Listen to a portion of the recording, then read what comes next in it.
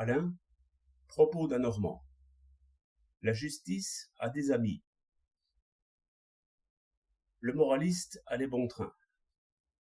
Il faut, malheureusement, avouer que l'injustice n'est pas toujours punie. Trop souvent, l'injuste gagne dans les marchés. Trop souvent, il arrive, par son injustice même, à la richesse, à la puissance et aux honneurs, pendant que le juste est méprisé. Seulement, il faut compter aussi la joie intérieure que donne la justice. C'est quelque chose que d'être content de soi et en paix avec soi.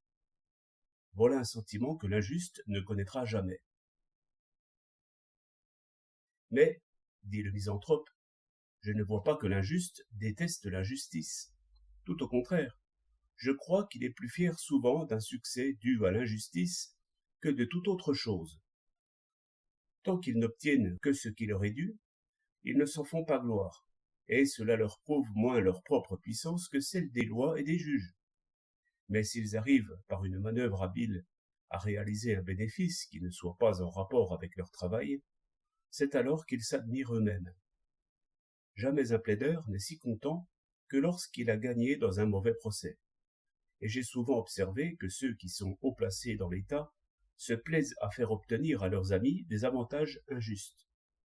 Et cela est naturel, car on aime encore plus la puissance que la justice, et à vrai dire, la justice n'est aimée que des faibles.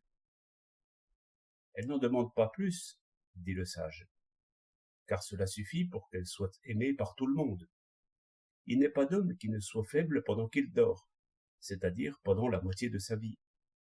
Le tyran peut avoir tous les biens de la terre, mais non pas un sommeil tranquille. Bien mieux, nul homme n'est fort contre 10. Autre chose, nul voleur n'est protégé contre le vol. Nul menteur ne peut se passer de discours vrais. C'est pourquoi l'injuste peut bien être injuste en passant, et même se réjouir d'être injuste en passant. Encore a-t-il besoin de passer pour juste, ce qui le conduit à être juste assez souvent. Mais surtout, il veut à toute force que les autres soient justes, car l'injustice n'est réellement utile que si elle est l'exception. Par exemple, un menteur qui ment toujours n'est jamais cru, et si tout le monde mentait toujours, personne ne se laisserait plus tromper. C'est pourquoi la justice aura toujours des amis, et plus sincères qu'on ne croit. 6 mars 1908.